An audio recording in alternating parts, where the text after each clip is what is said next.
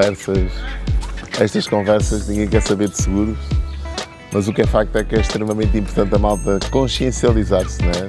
Daquilo que os seguros podem tratar, podem oferecer, podem ajudar, podem facilitar. Bem-vindos a mais um episódio, mais uma vez o cenário escolhido a dedo.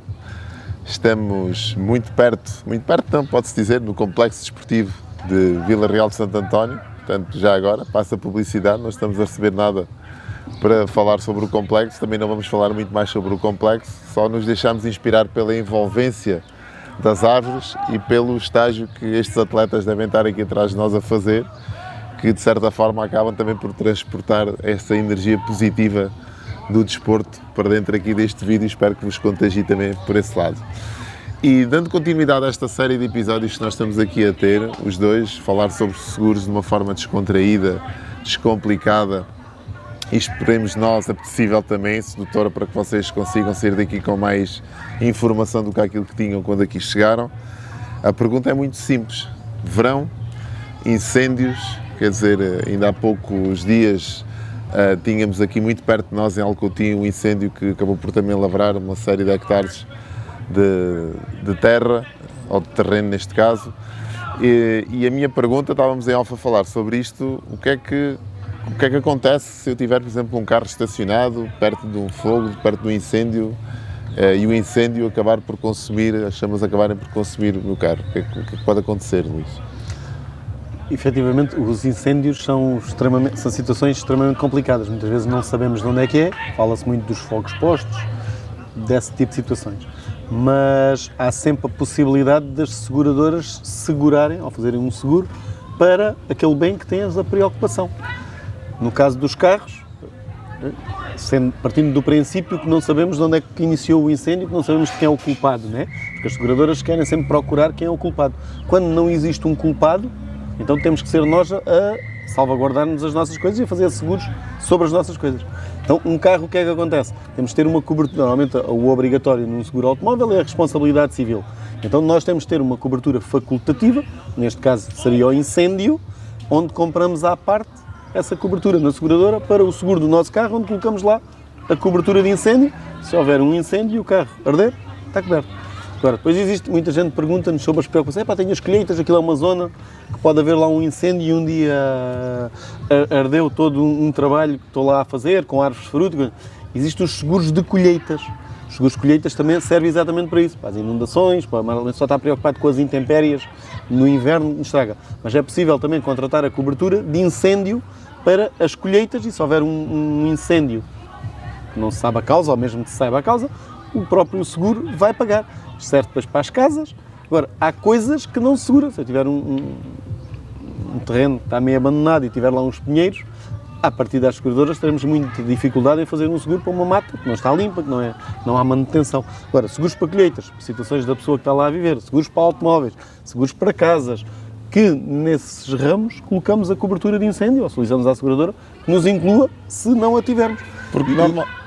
Deixa-me só, porque isto é interessante, é que eu estava aqui a pensar e estava-me a colocar no lado de alguém que está, por exemplo, com uma casa num terreno que acaba por ser consumido pelas chamas, a pessoa tem que sair, tem que abandonar, como normalmente acontece, né? Vão lá a Proteção Civil, as forças de segurança vão lá e dizem, a pessoa tem que ser evacuada, tem que sair, e as pessoas às vezes são são mesmo renitentes em abandonarem aquilo que é o trabalho de uma vida.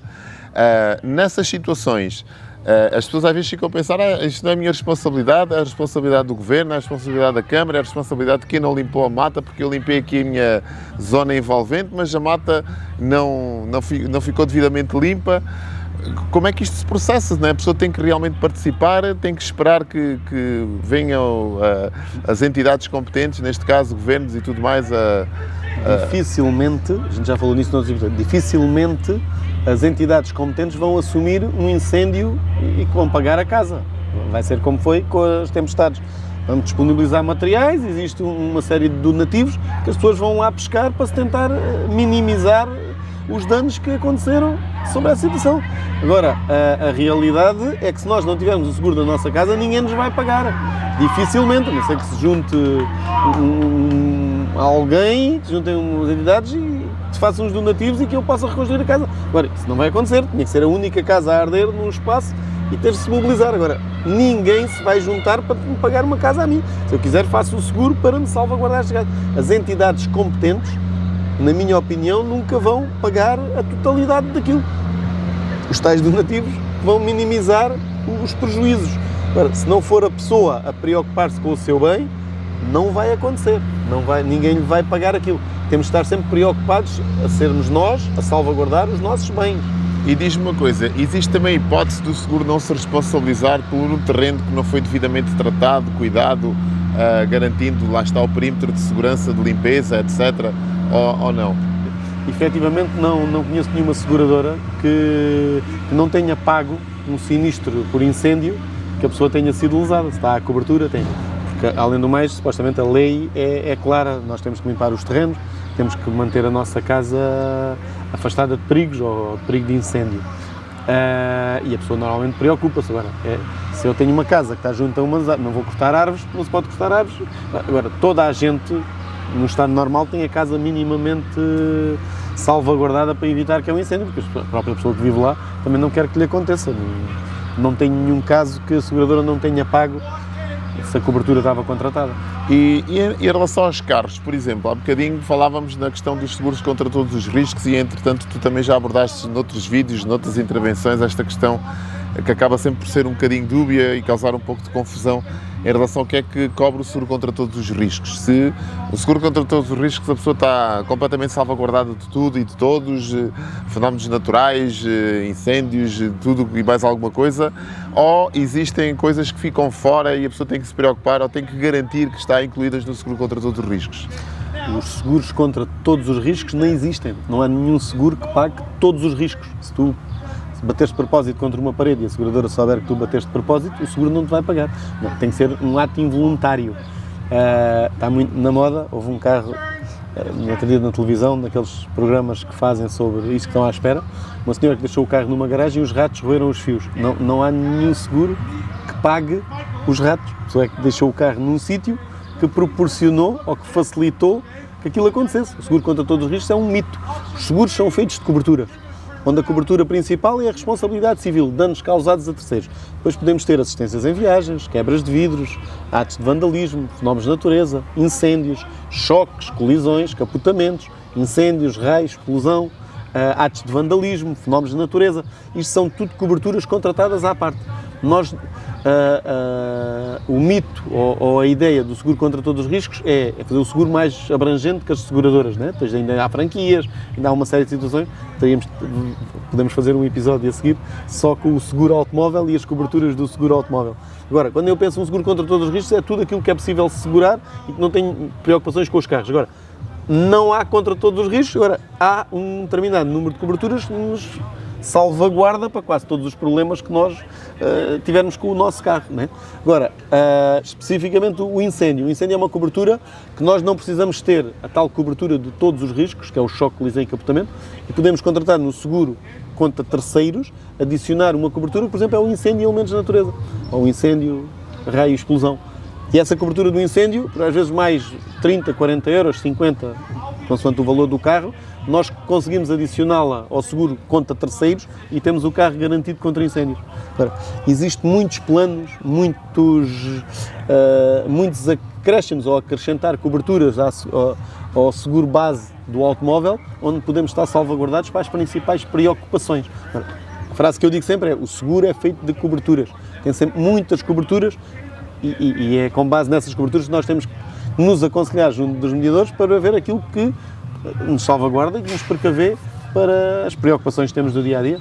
Estava-te a ouvir e estava-me a lembrar aqui de uma pergunta que eu acho que já te fiz, mas já não me recordo da tua resposta, porque já foi aqui há alguns meses, ou se calhar alguns anos, né? Que isto já estamos aqui há dois ou três, quase 2 anos, pelo menos seguramente já estamos aqui com este projeto. Mas existe a hipótese da seguradora não aceitar fazer o seguro à pessoa? Vou dar aqui um exemplo. Imagina que eu vou contratar um seguro e digo: olha, Luís, eu quero um seguro contra todos os riscos, acabei de comprar um carro, o carro não é novo, é um carro em segunda mão, mas é uma gama média-alta, e sei que um acidente com este carro, a reparação vai-me sair muito cara, e eu quero estar assegurado contra todos os riscos. Existe algum estudo prévio que a seguradora vai ter que fazer ao carro, ao historial da pessoa? Existem algumas condições em que a pessoa possa ser excluída do seguro ou até negado o seguro na seguradora e até, quem sabe, contra todos os riscos? O dinheiro aqui funciona como imperativo ou não? Explica-me lá um bocadinho sobre esta questão. As pessoas, o cliente pode fazer o seguro onde quiser, os mercados são abertos. As seguradoras também podem fazer seguros a quem quiser. Cada vez mais as seguradoras já têm listas dos bons e dos maus. Por exemplo, vou falar da Fidelidade, que é a que conheço melhor. A Fidelidade tem uma situação que cria incidência. Se já interviste em alguma fraude, se tiveste excesso de sinistros, se ativaste muitas vezes o mesmo seguro para a mesma coisa, né? E aquilo dá indícios, e esses indícios as seguradoras criam com uma situação que é incidências. Efetivamente, se a seguradora achar que tu estás a fazer qualquer coisa com repetitividade que eles desconfiem que possam ser, podem-te recusar o seguro. Qualquer seguradora pode recusar por sinistros, por incidências, por tentativas de fraude, que é esses os casos principais que as seguradoras fazem. Agora, se houver um seguro, pessoa perfeitamente normal, compra um carro normal, até 7, 8 anos, 10 anos, as seguradoras todas fazem seguros de todos os riscos, que para as seguradoras chamam-se os danos próprios, danos ao próprio veículo, neste caso. As seguradoras fazem sem nenhuma preocupação e sem nenhum problema, mediante um valor, né? Se tens a carta há pouco tempo, vais pagar mais de seguro, se tens sinistros, pagas um bocadinho mais, se tens muitos anos, nunca tiveste sinistros, é mais barato. Os seguros hoje são equiparados para o tipo de carro, para o tipo de pessoa, para a localidade onde vives e para uma série de condicionantes que as seguradoras têm parâmetros para calcular um prémio de seguro. Olha, estamos a chegar ao fim de mais um episódio. O objetivo também aqui é passar alguma informação que possa ser consumida de forma objetiva, simples e no mais curto espaço de tempo possível. A palavra é eficiência, é sempre este o grande mote da nossa comunicação, ser eficiente. E como já vem sendo hábito, quero-te perguntar que conselho darias, ou se queres recomendar algum seguro, ou que conselho darias a alguém que está do outro lado e que provavelmente vai agora de férias e que quer ficar descansada com a sua habitação, não quer ter nenhum desgosto quando regressar com incêndios ou com qualquer intempérie que tenha acontecido durante o período de férias. Que conselho é que darias a essa pessoa? Nesta fase, o que eu quero é sempre minimamente a mesma coisa, né? Se a pessoa se aconselhar, se estiver perto do mediador, se conversar com o mediador e expressar as suas preocupações, e se tiver as apólices atualizadas, com certeza pode ir de férias sem nenhum problema. Agora, atualizem os capitais, vejam quais são as coberturas. Este é sempre o mote que eu deixo a toda a gente para se deslocarem às agências, para falarem com o mediador e verem se efetivamente as coberturas estão de acordo com as suas expectativas. Ninguém quer saber de seguros. Chegamos ao fim de mais um episódio, mas não quero fechar este episódio sem antes pedir o vosso apoio. É muito simples. Por baixo deste vídeo vocês têm um campo onde podem colocar as vossas perguntas, as vossas questões, as vossas dúvidas. Partilhem estes programas, estas iniciativas com o maior número de pessoas, como eu venho a dizer sempre. Nós nunca sabemos quando é que uma palavra, um insight, um pensamento pode ajudar e transformar a vida de alguém. Portanto, façam a vossa parte, nós vamos continuar a fazer a nossa. E subscrevam o canal, deem aqui um likezinho, porque isto ajuda o YouTube a perceber que este conteúdo é importante e divulgá-lo por mais pessoas. Voltamos no próximo episódio.